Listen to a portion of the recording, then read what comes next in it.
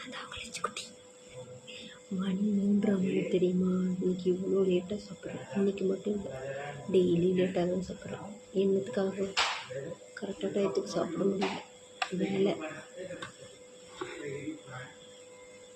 Chicken spicy chicken ரொம்ப உரப்பாக இருக்குன்னு நினைக்கிறேன். ரொம்ப உரப்பாக இருந்துச்சு அப்படின்னா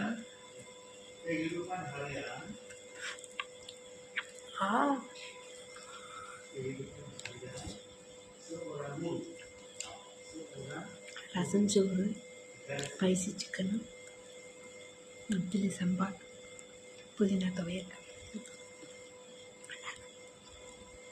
வாங்க சாப்பிடலாம். சாப்பிட்டு முடிச்சோன்னு கண்டிப்பாக ஐஸ்கிரீம் சாப்பிடணும் இருக்குது. ஆனாலும் விடக்கூடாது, சாப்பிட்றோம்.